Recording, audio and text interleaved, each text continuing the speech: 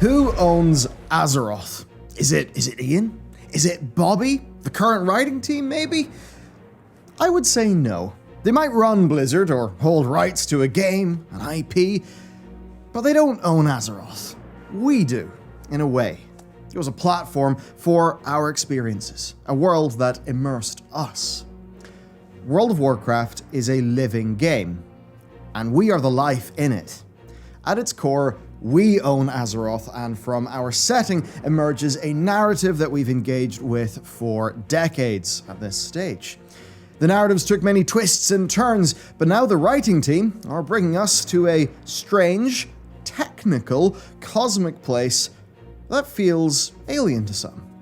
The writing team, the people who create the narrative, are, I would say, better described as being the custodians of Azeroth. They are the people we should trust to continue the legacy of World of Warcraft into the future. Their mandate should be based on our history together as a community, our love of the setting, and, of course, to get a bit real, our willingness to pay a subscription every month. We saw the slow-motion car crash of a story in BFA.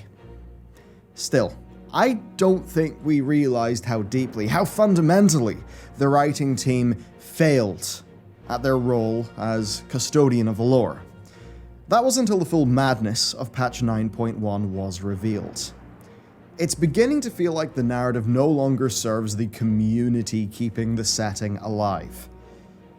Blizzard needs to recognize that, engage, and change for the better. So today, we're dragging Shadowlands lore onto the autopsy table. We're going to be digging in, and we're going to be putting words to that feeling of alienation that a lot of us are feeling with the lore right now. Because I read your comments, I listen to what you're saying, and you've been saying something pretty loud and pretty clear. A lot of you started saying it in BFA, and the number has only increased as we have entered the Shadowlands. So, where have we got in the Shadowlands, and what is going on? And would you like me to break the tone of this sentence by promoting our Patreon, where we, of course, have got delicious, sexy loot. We've got podcasts. Me and Matt just recorded some, so they're on their way up. Early access to videos and a whole bunch of other things. So, helps us out. You get some sweet loot. It's a pretty sweet situation. So, Patreon, link down below, really does support what we're doing a massive degree. All right, let's go. Zovaal, Big Daddy Death with his nipples and his chains and his leather. Look, I don't want to make light of our main antagonist, but I'm finding it kind of hard to respect him. Just who is he? What are his intentions now that he's got the sigils? What makes this guy tick? Who really is he? As in, he himself, not just him as a villain that serves a purpose in the narrative. At any point, interrogating who Zovaal is, you come up against this void of information, and we're what, nearly a year in? We're told he was imprisoned basically before time had meaning, that he betrayed the Eternal Ones, that his betrayal was because he wanted to change the creation of the First Ones. But then, who are these First Ones? No idea. It sort of matters technically, but right now it basically doesn't seem to matter that much, but I'm sure we'll find out soon. But back to the jailer. From his prison, the jailer, aka Zovaal, could subtly manipulate reality. Even better, he had his agents in the outside. And this is kind of where the trouble kicks in. We're told that his agents, the Nathrazim, concocted a war between the cosmic forces, basically stretching back to the beginning. A key part of this plan was corrupting the Titan Sargeras, which of course started a cascade of events leading to Arthas Menethil, the greatest villain in our franchise, sitting on the frozen throne. It all has fed back into the jailer, and now it seems that everything cosmic feeds back into their own cosmic umbrella, such that they've massively expanded, but also flattened the lore. What's grim is they took something core to the game, the magic system, and they've managed to make it feel a bit alien. Those buttons we've been pressing for years have new justifications, and they are stranger, and less engaging than we had expected. It's like a giant two-dimensional picture book where it looks amazing, but where is the depth? There's a lot of complexity as you zoom into it, but where is the depth? And I think what's worse is that for Steve's crew to put Zovaal at the pinnacle of death, they had to overhaul the lore. One of the biggest complaints that I have seen is the lore feeling retconned. But technically, I do have to tell you, it has not been retconned. It has been retroactively reframed. Now, to a lot of people, that will just be a semantic game, right? Reframing. That's showing the same story in a new light, rather than deleting or replacing what was there. So they're not telling us the bits of Warcraft 3 didn't happen, they just are placed within a very different context now. The problem is, though, that much of this is so fundamental to our understanding of the Warcraft IP, and it changes our perspective so hard that it feels like an old-school retcon. And look, if you're sitting there trying to, get people on the very exact word of the changes, playing that semantic debate where, no, it's just something we didn't know, it's a new piece of information, it's not a retcon. If you're doing that, regardless of how this stuff is evidently making some people feel, then I think you're kind of missing the point, right? You can be right, but changes can feel wrong. Arthas' legacy was bound up in questions like, how much free will did he have from Ner'zhul? What was Arthas' ultimate plan as Lich King? Did he actually want to protect Azeroth from the Legion through uniting it in undeath? Now we know it was all quite influenced by the Jailer. From noble prince corrupted by the Nath regime to his fall at ICC, it was kind of all tied into the Jailer. And that's the thing. We played those RTS games, we raided ICC, we felt Arthas' fall and defeat, but it was kind of actually all tied to this other guy, whose villainy we hadn't felt, that we didn't know about. I mean, the Jailer, let's be real, is just a shitty generic bad guy, and I do feel like modern Blizzard is trying to prop up the Jailer by using the clout of Arthas and Sylvanas, and in the process, they're doing Arthas and Sylvanas a disservice. We can't connect to a villain who isn't foregrounded in the game and is instead continuously kept at arm's length. His pithy, nihilistic, one-liner-laden cinematics are a pale comparison to the constant taunting and threat of Arthas in the Halls of Reflection, and even just the fact that we played as Arthas during Warcraft 3, we knew him. We needed more of Zovaal in the game, and going forward, we need our villains to be fully fleshed out in the game. That means quest text, character gossip, grey item descriptions, and all of that. But we'll get to that. Because first, Endgame. It was pointed out recently that in the Antora cinematic, just look at this, Sargeras was wearing a belt from the Shadowlands with domination runes on his armor. And that was just brutal, because we know that the Jailer was manipulating Sargeras through the Nath regime. That's how Sargeras was set on his path to form the Burning Legion. But everything we've discovered about Anduin's domination, some are taking that to be pointing to Sargeras literally being under the Jailer's control. Now, I don't really think it's that. I think it's likely an influence or Zovaal spying via those domination runes or whatever that's on Sargeras. But even our ultimate showdown with a villain from the earliest days of the lore was just an other ploy by Zovaal, this shitty bad guy that we didn't even know about yet. Anyway, I mean, it could just be the Nath regime brought Sargeras the belt, but we're only, subtly influencing affairs. But still, that villain you've been invested in since the beginning, Sargeras, the guy who people thought the whole lore was building up to. I mean, come on, Sargeras. No, actually, the Jailer is connected deeply to him as well. Sargeras is wearing domination rune armor. A reframing so thorough that perhaps it has obliterated the original lore. I've heard it suggested that Denuzra is essentially setting Sargeras up for a redemption arc, which actually could be interesting. But the problem is the lore feels bad right now. Everything is so wrapped up in mystery, And what we do here is told to us in intentionally vague ways, so intentionally vague that even if this is the most stellar lore to have ever existed, it feels so half-written and bad in the player experience. The sad thing is, right at the end of the Shadowlands, we're probably going to be given all of Zoval's intentions, his sympathetic backstory, and just what unmaking the cosmos actually means to him and why he cares about it. Like, properly, not just in vague terms. Hell, we might even find out what Sylvanas' deal with Helya actually was. It'll all culminate in a signature modern Blizzard shock moment. You know, like Serve that we just saw.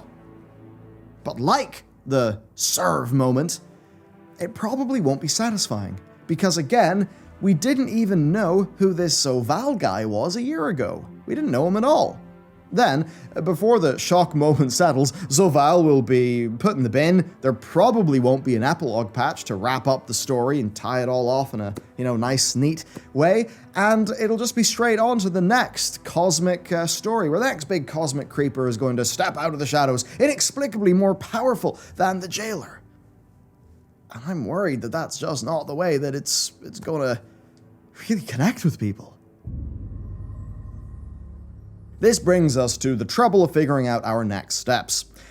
One of the things we've wondered over here is if lore speculations are actually becoming too dominant.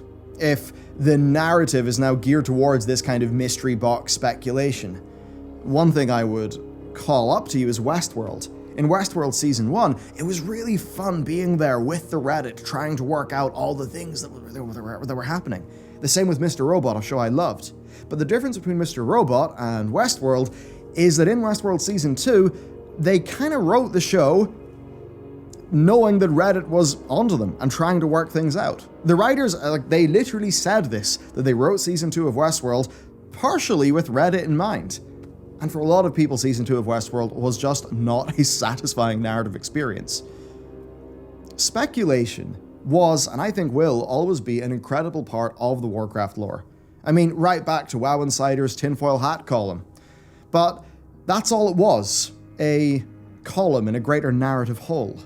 Speculation was based on background lore, the odd hint at a titanic progenitor race to make the universe feel huge, but it was so grounded in the game that we knew.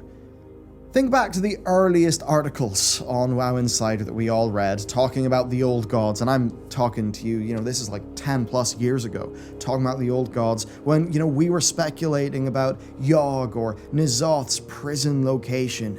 This is before Wrath happened even. We were looking for future content. Where was the next raid tier going to be? Who are the new bosses? What could the gear look like? And you know what? It kind of used to be more straightforward. Going to Ulduar was incredible. Even though it was new and cosmic, we of course had a total frame of reference for the place, because it had been built up since our first runs of Uldaman 4 years before. And that is so much more of a slow burn than what we seem to get now. But now we're speculating about Zereth Mortis. And you know what? Nobody actually has any idea what that content could look like. Is it in the Shadowlands? Is it a something in Azeroth herself? Is it Alfarim's mind-bending fractal realm? We literally have no idea. They've taken that same speculation energy and made it so damn mysterious that you can't even speculate it on it anymore. I mean, you can, but it feels like it's just this arms race where speculation is kind of devouring itself, and suddenly no one really knows what's going on, and the basic nuts and bolts of the story aren't that good, and more just seem to be there to serve cosmic hints, which I don't think is satisfying. And this brings us to perhaps the most sacred speculation of Warcraft canon, Elune. Someone at Blizzard saw Elune and decided that they would let her out of the box. This was a breaking point for many in the community in how it was done. Now, Elune likely has more headcanon than any other fictional character out there in Warcraft, right? This is a case of not satisfying everyone, obviously, but you can still go in and write the best piece of lore that you can. You know, write something better, more evocative than any twit-longer or r/wow deep dive on Elune. So does this new Elune stuff stand up? I honestly can't say at the minute, but the current trajectory does make me and many others rather uneasy. Another huge problem is how the story is actually being told. Teldrassil was burnt, and we're explicitly told that Elune kind of abandoned her people in the moment of the burning? Sort of? I mean, many of the Night Elves certainly do and did believe as much at the time. Then, in patch 9.1, we're told that Elune at least tried to ferry those souls to Ardenweald in the Shadowlands, where of course we now know they essentially turn into cosmic fertilizer, which is a bit grim. But why was Elune even involved? Why did she do that? Because could Elune bypass the Arbiter and show special treatment to these souls? Well, no, those souls went to the Maw, and they only went to the Maw because they went down the chute and the Arbiter had the off switch flicked.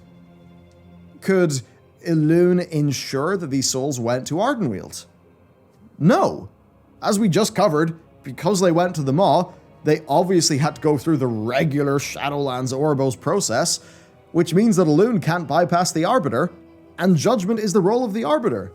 So what did Elune actually do? Because the rules of Blizzard's lore don't even feel consistent here. If you're a Night Elf player, you're just sitting there thinking, what was all of this misery and destruction even for? How is the lore of the race in WoW that I connect with the most, how is it being pushed forward? How is it interesting? I don't really think it is.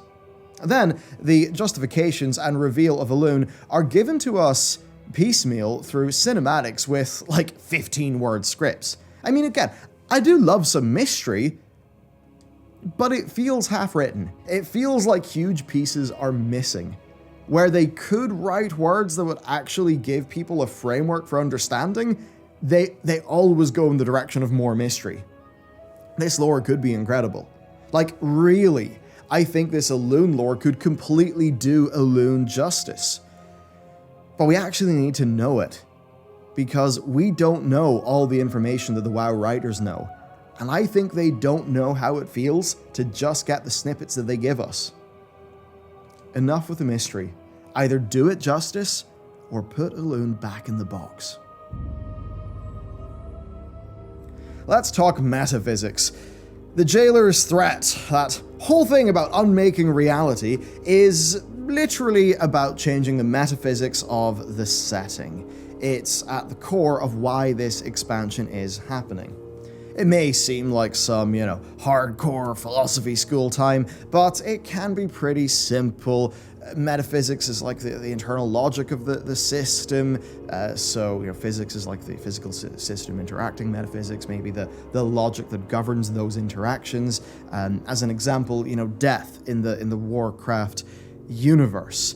Before Shadowlands, death was rather unknown. It did not always mean the end, we knew that much, but we didn't understand the logic behind it. Now, we know that the Kyrian ferry our souls to the afterlife. We're then sent to one of an infinite number of realms. Then, depending on your interpretation, you unlive happily ever after, or you're trapped in a weird soul engine of the first ones that's fueling the big great cycle. Either way, this has got huge consequences for the people back home, and Blizzard even half engaged with it in Ouroboros. We find old Emma, right? We find her. She's there looking for her dead sons. We have to keep Emma ignorant of the Maw because her sons are there and it would likely break her heart. But that's it. That's the only consequence we see of this setting-shattering revelation that Shadowlands is a place you can go to and you can just chat with your dead parent or kid. Of course, we're in a fantasy setting, right? So you can put in all those crazy magic systems as much as you want, and that is great.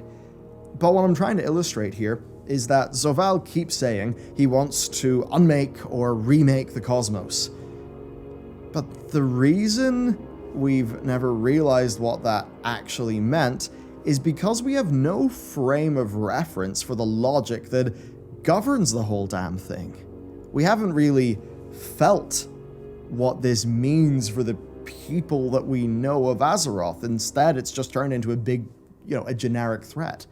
Better still, when we had half an idea from the original cosmology chart, well, they ended the whole thing with a new cosmology chart that shifted the metaphysical focus of the entire thing to life versus death. Now, obviously, that was just a broker interpretation of cosmology, but again, I feel like this is maybe interesting lore, but it's not satisfying story.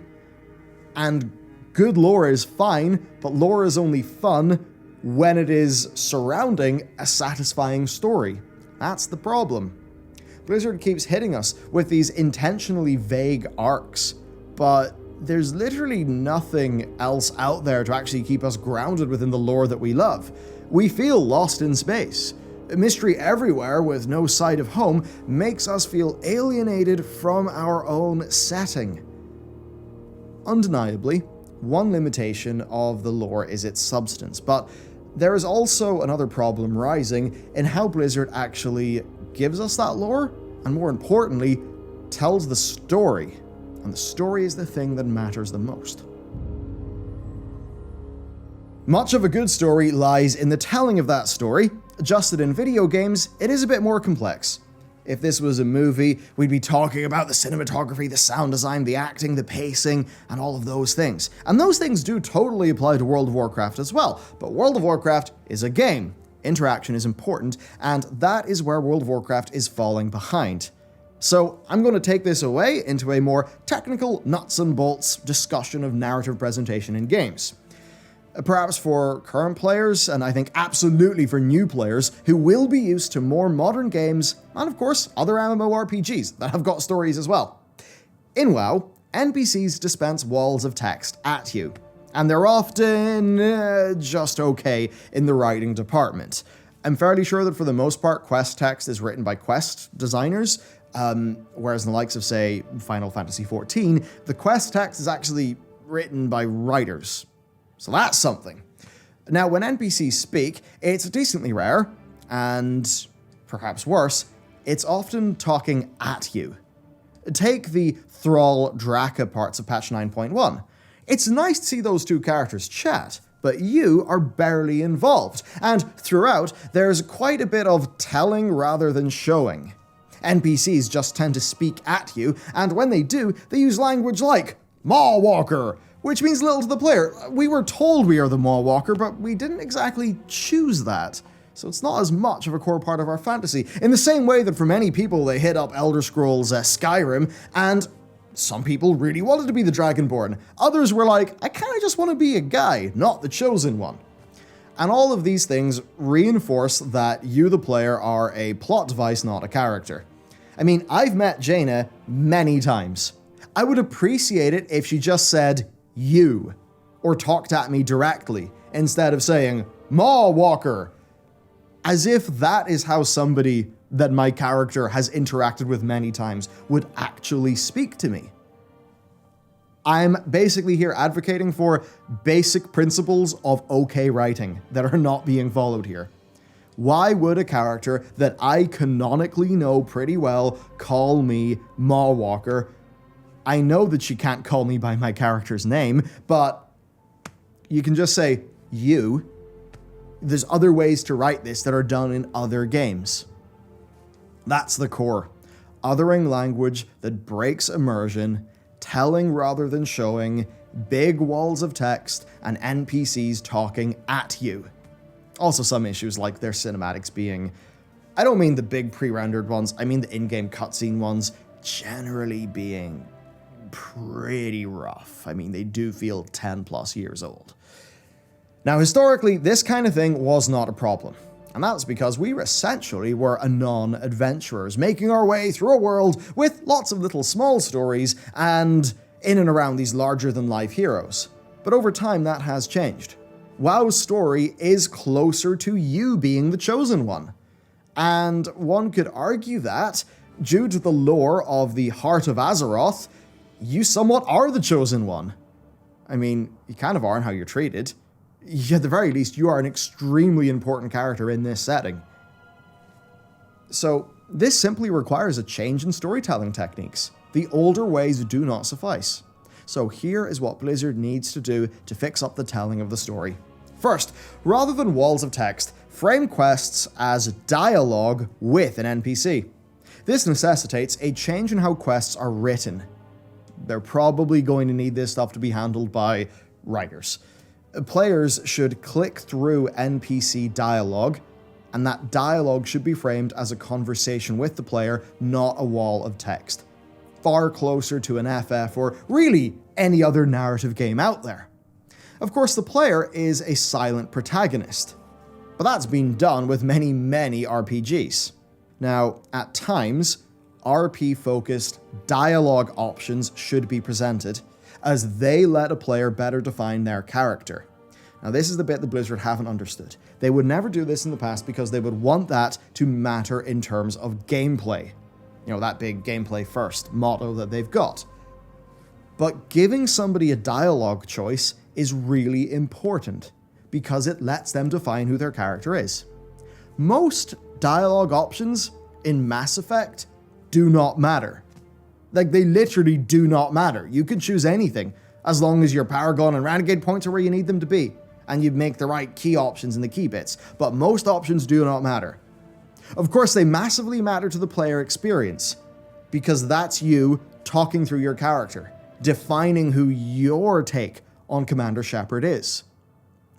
That is how you need to write a character in a game where you are a little bit of the chosen one, like you are in World of Warcraft.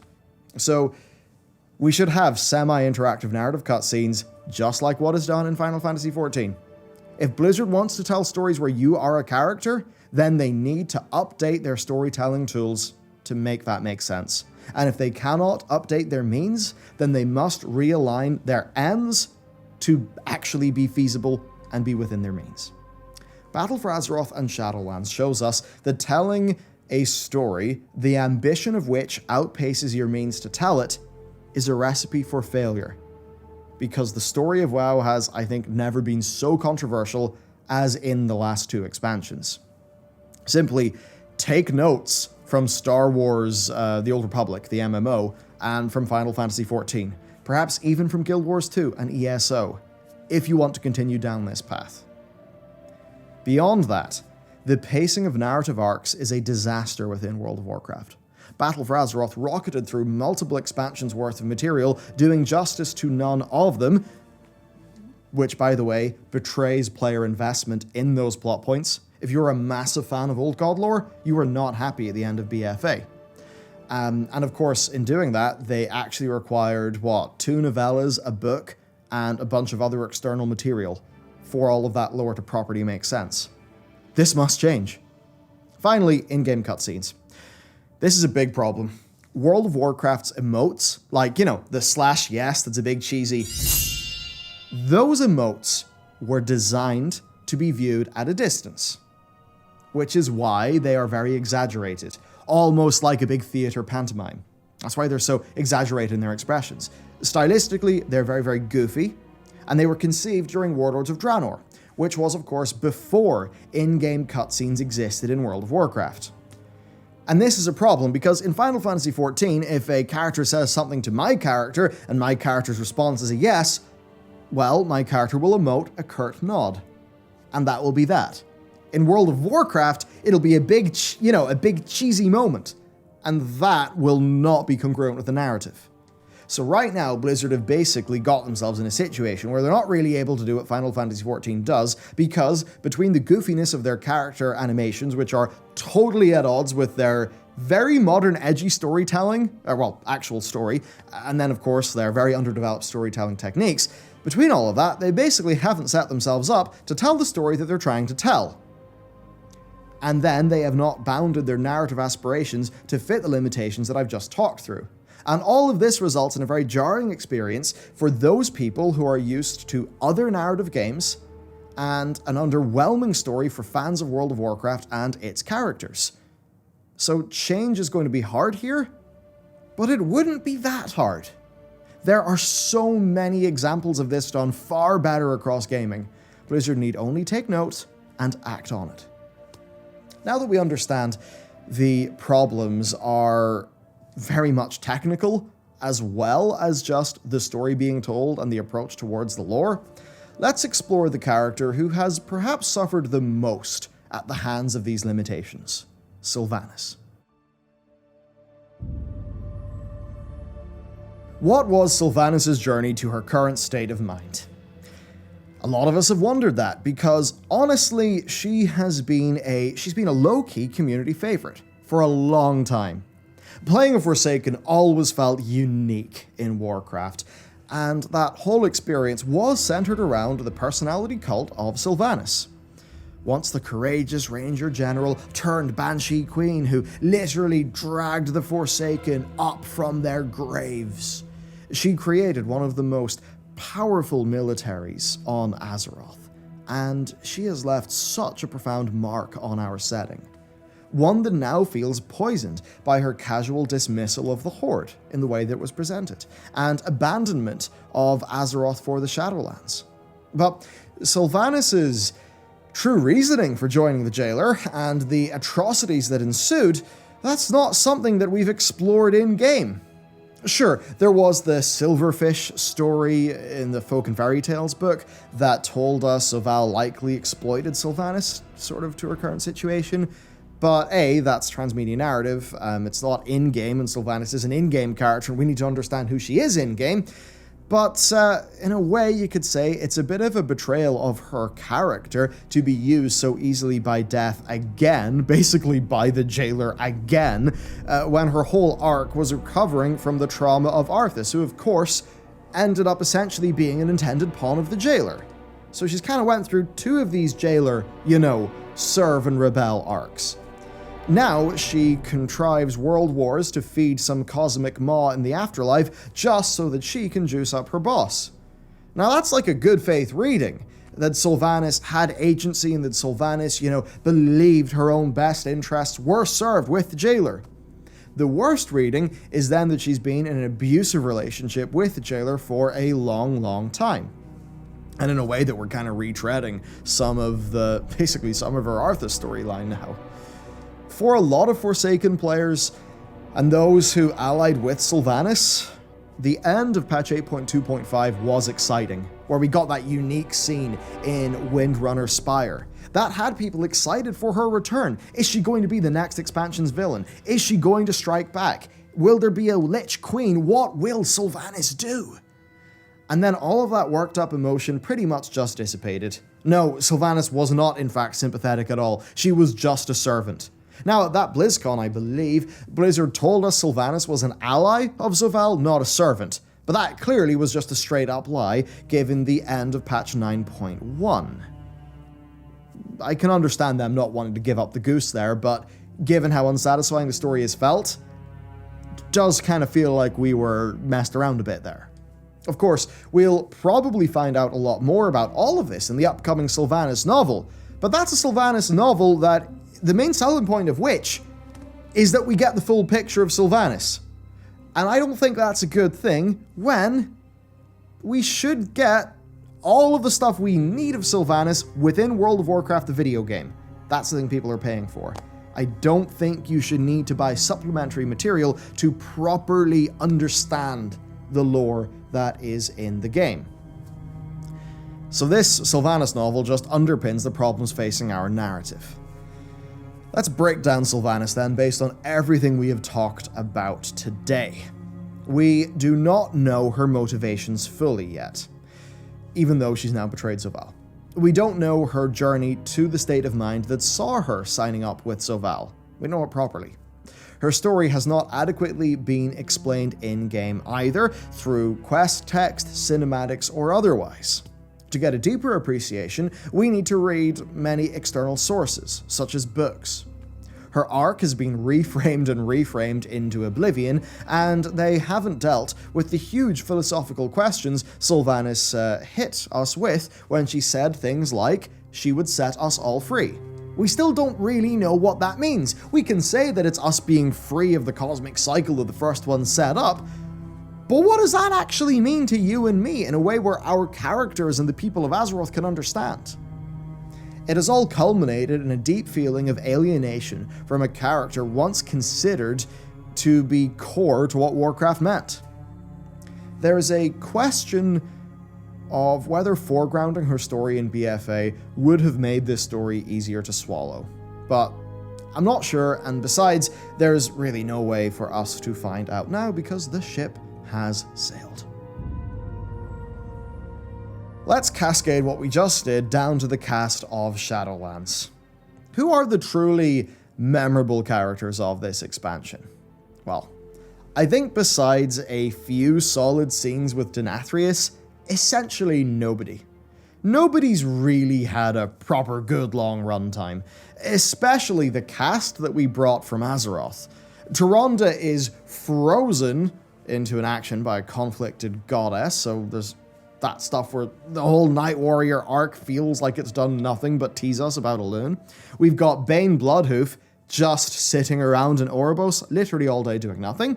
There's Bolvar, who did nothing for ages and then finally got his shit together and invaded Korthia with the Ebon Blade, but let's be real, he's basically done nothing in Korthia, and when we actually go to the raid, he is extremely passive within it. Inadequate storytelling. Then Kel'Thuzad, that's a sore point. Blizz admitted that he was kind of behind everything since the start of Warcraft 3. And if you followed him since Underhall in War 3, you could believe it. I mean, it's Kel'Thuzad, he's a cool character, people like him. But then he dies, including his phylacteries, finally putting an end to a fan favorite in one of the worst fights in the new raid that also is kind of devoid of interesting lore or a satisfying conclusion to that villain.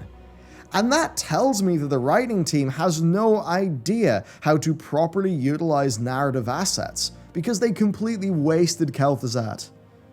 That could be down to how they're actually telling us the story, it could be down to production issues, it could be a careless handling of the setting. Whatever it is, KT's never going to come back. He's over, and it was not a satisfying conclusion. Then we have Anduin, who, even within the snail's pace story advancement of the patch cycle these days, is making these breakneck character development changes, you know? From the peace-loving prince, to the war-torn king, to the ultimate tool of domination. But even through this domination arc, Anduin himself has been a passive, occasionally sort of chastising Sylvanas character. Like, he has been rather passive, and I get it. It's because he's being dominated, and the whole point is more to have Jaina and etc. be sad about it, and for Anduin to go through some, trauma afterwards. But I think the emerging problem here is one of passive characters. We have quite a few of them, it seems. Because the rest of the narrative machine is broken, all of these cool characters with great motivation and huge narrative potential are kind of just stationed in Oribos, staring into the middle distance, not really doing anything. I know it's a minor point, but I often wonder, what of Thessarian and Koltira? They're both in Oribos. Haven't done anything yet. People care about those characters. They actually had pretty cool stories in the past. Were they ever intended to have content in the Shadowlands, but it was cut? What's going on? Why are they there? Again, it just feels like we're talking about systems, we're talking about mythic dungeons, raids, and PvP, but what's going on with the story and the setting? Azeroth is our setting, and it will continue to be that. I have no doubt that when everything is explained, all of this will make a whole lot more sense, because I do believe that Steve Denuser and his narrative team have a full conception of everything that is going on right now, that they know where the plot is going and how it's all going to line up. I really do think they have it all mapped out, and they probably have some incredible looking in-depth corkboards around the Blizzard office. Or at least they would if they were in the office. But the problem is, the bits of that grand narrative tapestry that we get are not really being served up in a satisfying fashion. We're currently halfway through that process in Shadowlands, it seems, and I think it does feel pretty rough. As a community, we need to make our critique of this arc and the BFA arc heard, and I think we need to rally around constructive ideas of what it actually means to go home. Bringing it back to Azeroth. By all means, do your cosmic stuff. I mean, we legitimately love it, but it needs to be grounded in the setting and it needs to have a very solid, well-told story driving it forward. Not a bunch of walking mystery boxes vaguely talking at us. We've had a crack at offering some solutions today and trying to understand what's actually going on, but fixing the problem is a far greater challenge than realizing you actually have a problem to fix. And Blizzard themselves need to take that first step. The solutions will come after, and if you've seen our recent content, you'll see that we are turning a lot of our attention onto Azeroth. I mean, we did the Azerothian super weapons video. We've got one planned on the factions. We, just before this video came out, did one on the worst jobs in Azeroth because we thought it would be fun. And we like exploring Azeroth itself, the setting that almost all of our characters came from. We recently talked about order halls as a evergreen narrative device to always keep Warcraft grounded in Azeroth. And coming up in the next few weeks, we have a video, Bring It Home, which should give everyone the good feels of why we play this game. Until then, though, please let us know what you think of the current lore, of the current story, and of the current storytelling, what direction you think it's going in, and what you think Blizzard could do to improve it. Before that big video comes out, I should have my proposal for a patch 9.2 that should be able to satisfy Shadowlands fans, Cosmos fans, and core Azeroth fans. So look forward to that. That's it for me. I seriously want to hear your ideas, and that's it. I'll see you next time. Have a great day.